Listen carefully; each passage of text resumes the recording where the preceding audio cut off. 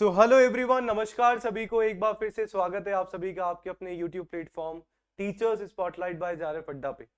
तो जैसा कि आप सभी को पता है कि एनवीएस ने नवोदय विद्यालय समिति के द्वारा जो है आपका एग्जाम का जो कैलेंडर है, ईयर वाइज जो आपका कैलेंडर है पूरा का पूरा जारी कर दिया गया है। और कैलेंडर में हमें बताया गया है कि 15 जुलाई को हमारे पास जो है नोटिफिकेशन आ जाएगा कि सर हमारा जो फॉर्म फिलिंग की जो प्रक्रिया है 15 जुलाई से आप सभी की जो है बिल्कुल शुरू हो जाएगी। अब आप सभी के मन में बहुत सारे डाउट्स होंगे इसके एनवीएस एग्जाम को लेके कि एग्जाम का पैटर्न क्या है, कौन अप्लाई कर सकता है, कौन नहीं कर सकता है, और सारी की सारी चीजें। तो आज के अपने सेशन में हम लोग इन्हीं सारी चीजों की वन बाय वन जो है बात करने वाले हैं। पर चैनल पे यदि पहली बार आए हैं तो बताना चाहूंगा कि योगेश मेरा नाम है। चैनल है अपना टीचर्स स्पॉटलाइट बाय जारफ अड्डा। चैनल पे आप सभी को तैयारी करवाई जा रही है यदि आप कोई भी टीजीटी पीजीटी एग्जाम की तैयारी कर रहे हैं, और वहां पे आप सभी को अपने जर्नल पेपर प्लस आपके सब्जेक्ट स्पेसिफिक पेपर दोनों की ही तैयारी जो है करवाई जाती है। बात मैं यदि करूं नवोदय विद्यालय की, तो नवोदय विद्यालय समिति आप सभी को पता होना चाहिए कि सर जी कक्षा 6 से कक्षा 12 तक का होता है, जहां पे आपको टीजीटी और आपको पीजीटी की जो वैकेंसीज है वो देखने को मिलती हैं।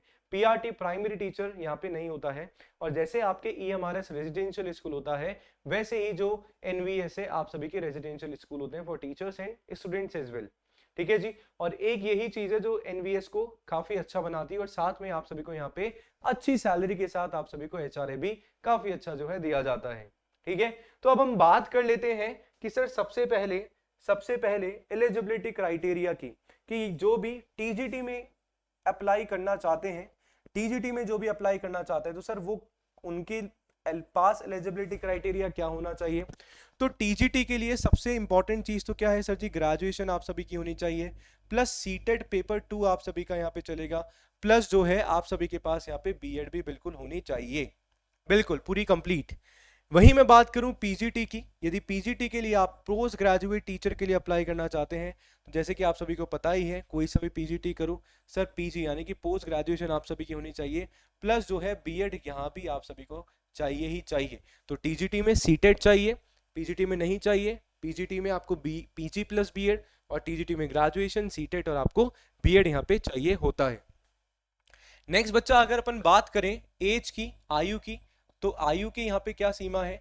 टीजीटी के लिए आपकी जो मैक्सिमम एज लिमिट है सर वो 35 साल हमारी हो जाती है, और पीजीटी के लिए आपकी जो मैक्सिमम एज लिमिट है वो आपकी 40 साल यहाँ पे हो जाती है। अब जो भी गवर्नमेंट के हमारे नॉर्म्स होते हैं उसके अकॉर्डिंग रिलैक्सेशन मिलता है, जैसे कि ओबीसी कैटेगरी को 3 साल का है, एसटी एसटी कैटेगरी को 5 साल का है, विमेन को 10 साल का है, पीडब्ल्यूडी जो हैंडीकैप्ड है उनके लिए जो है 15 साल को आपका यहाँ पे पूरा का पूरा जो एज रिलैक्सेशन है आप सभी को यहाँ पे मिल जाता है। अब बात करें बच्चा एग्जाम पैटर्न की, तो एग्जाम पैटर्न हमारा क्या होता है वो समझना थोड़ा सा आप सभी के लिए जरूरी है। देखो, चाहे आप टीजीटी की तैयारी कर रहे हैं चाहे आप पीजीटी की तैयारी कर रहे हैं, आप सभी का जो एग्जाम है सर जी वो 150 नंबर का ही होने वाला है। पर आप सभी की जो मेरिट लिस्ट बनेगी, आप सभी की जो मेरिट लिस्ट बनेगी वो आपकी सर टीजीटी में आपकी 120 नंबर की, और पीजीटी में जो है आपके 130 नंबर में से बनेगी। सर बाकी के नंबर कहाँ गए। जैसा कि आप सभी को पता है कि ईएमआरएस का जो हमारा एग्जाम पैटर्न था वही का वही जो है आपका बेटा केवीएस का एग्जाम पैटर्न है, कोई डिफरेंस नहीं है। एग्जाम पैटर्न ईएमआरएस का होता है पर सिलेक्शन प्रोसेस केवीएस में एनवीएस को फॉलो करता है, वो अभी थोड़ी देर में आपको मैं बताता हूं। अब जैसे कि आप सभी को पता है कि सर देखेंगे दो हमारे पार्ट होते हैं पेपर के, एक तो पेपर 1 हमारा हो गया, एक पेपर 2, यानी कि एक जर्नल पेपर हो गया, एक सब्जेक्ट वाला हो गया। जर्नल पेपर में हमारे पास यहाँ पे आप सभी को देखने को मिलेगा सर टीचिंग एप्टीट्यूड आपका होता है, आईसीटी आपका होता है, सर रीजनिंग हमारे पास यहाँ पे आती है। इसके अलावा हमारे पास जो है सर जीके, हमारा जीए 10 नंबर का हो जाता है, 10 नंबर का हो जाता है। और इनके अलावा जो है ना, इनके अलावा सर टीजीटी में हमारे पास 30 नंबर अलग से हैं, और पीजीटी में 20 नंबर हमारे ये अलग हैं। ये 30 नंबर कैसे हो गए सर, एक तो आपका हिंदी, एक आपका इंग्लिश, और एक आपका रीजनल लैंग्वेज। यहाँ पे जो है आप सभी को 40% मार्क्स लाना ईच सब्जेक्ट में, यानी कि 10 में से 4 हिंदी में लाने हैं, 4 इंग्लिश में लाने हैं, और 4 ही आपको रीजनल लैंग्वेज में लाने हैं टीजीटी एग्जाम के लिए। यदि मिनिमम आप लोग मार्क्स नहीं लाते हैं यहाँ पे, यदि आप लोग क्वालिफाई नहीं होते हैं तो आपकी मेरिट लिस्ट भी नहीं बनेगी, पहले ही आप सभी डिसक्वालीफाई हो जाएंगे, जैसे कि हमारा ईएमआरएस में अभी हमें देखने को मिला। ठीक है जी। पीजीटी में बात करें, पीजीटी में 20 नंबर का सती 10 नंबर का हमारे इंग्लिश हो जाता है, 10 नंबर की हिंदी हो जाती है। यहाँ पे भी दोनों में 4-4 नंबर लाना जरूरी है, नहीं अगर ला पाते हैं तो पहले ही हम डिस्क्वालीफाई हो जाएंगे। तो हमारे लिए ये बहुत इंपॉर्टेंट बन जाता है, आप सभी को इसका जो है ध्यान में रखना है खास तरीके से। तो ये हमारा एक छोटा सा सिनारियो मैंने बता दिया कि एग्जाम पैटर्न हमारा क्या होता है, सही बात है।